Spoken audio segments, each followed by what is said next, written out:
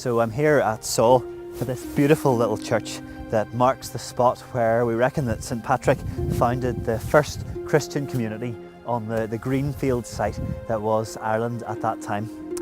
It's St Patrick's Day, and I think it's appropriate on St Patrick's Day to ask ourselves, to challenge ourselves, what have we done with that legacy, with the heritage that we have of faith being passed on from one generation to the next. I keep thinking of that verse in John chapter 13 when Jesus is sitting at the table with his friends. He has just washed their feet. He's just about to be betrayed and led away to crucifixion. And as they sit around the table, he comes to the very crux of the issue. And he gives them a new command. He says, "A new command I give to you, that you love one another, even as I have loved you, that you also love one another." And then, incredibly, he gives the reason for the command. He says, "By this shall all people know that you are my disciples, by the love you have one for another." There are some words that often appear on church vision statements, the kind of words that describe the core imperatives of what church is about. It might be mission or evangelism, maybe teaching or discipleship or worship or social action.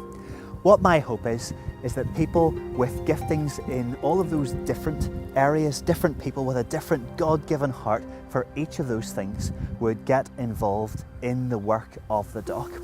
But my sense is that right here at the start, the most important thing we can do is to establish a way and a place where we can do those things together, where we can genuinely seek to live out that command of Jesus to love one another.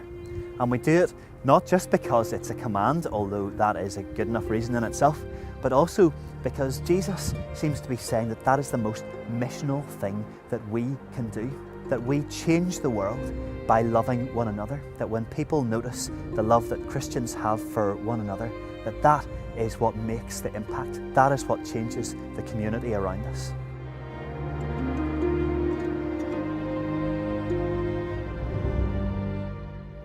I love places with a history. I love wondering if these hills and fields look something similar in Patrick's day as he established his first Christian community here as they do now. Just as I love trying to imagine the Titanic standing tall in the Thompson dock.